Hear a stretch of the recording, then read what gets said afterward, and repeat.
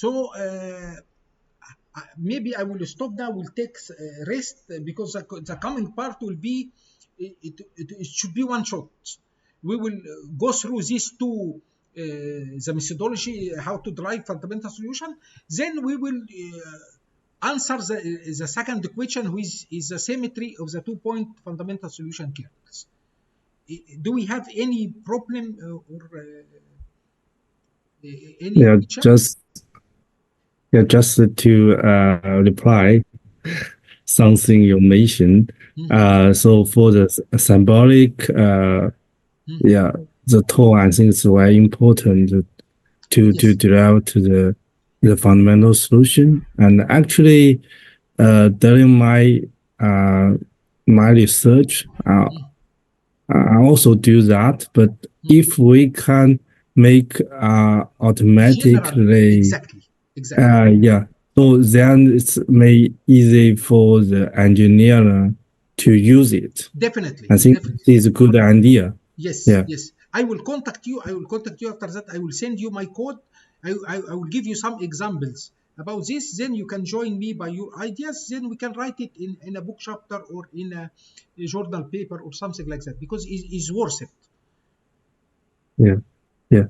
And I also agree with you about the part is analytical, the part is numerical.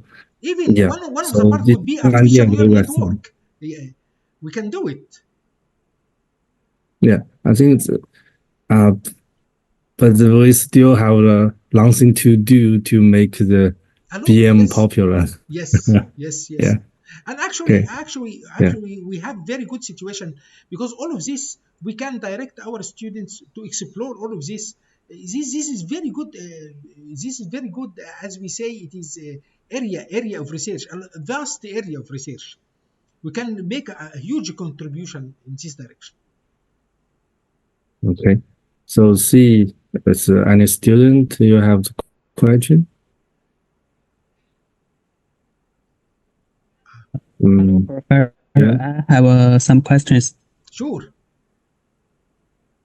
You mentioned matrix conditions at the beginning. Yes. Allow that matrix operations directly affect the speed of the solution. Yes. Is there a way to make the configuration matrix of the BEM simple? Okay. Whether you are talking about, we have three formulations. We have three formulations in boundary elements. We have direct, we have indirect, we have variational. We don't have these problems in variational formulation, because in variational formulation it is very similar to finite element, and you can prove uniqueness. Here is not a problem here. Okay. In indirect formulation, when you go to meshless technique, something like method of fundamental solution or something like that, you have a problem with the L conditioning. And there are a lot of talk about this, something like, as we mentioned before, the condition number and effective condition number. There are a lot of measures here. And still this area is under research. The main problem is when we have direct formulation, even the matrix condition is not good. Because of that, sometimes you need to add some nodes as hypersingular equation. This will stabilize the system of equation. Or you can use subregion or something like that to make it a sparse matrix. Okay, these are one of the ideas, and we need to explore it, to be honest.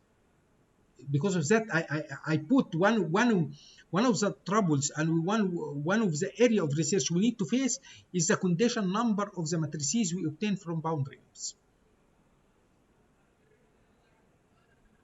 I see. Yeah, thank you. I don't want to talk more, because this will open up here area about something we call rigid body movement. We knew there was a guy called Madhu Vabli. He was a professor, I think, in Michigan or something like that. He talked about this several times in 80s, about the rigid body movement, because your fundamental solution, as we will see, the U asterisk you obtain, you could have U asterisk plus complementary solution. How to choose this complementary solution? Even in the method of fundamental solution here, you can add some unknowns here, and you can adjust these unknowns to adjust the matrix condition. Okay, so this is area. This is not a question. This is area we need to explore. Okay. Shall we take the 10 minutes now? Okay, so yeah. Okay. See you later. See you after 10 minutes later. exactly.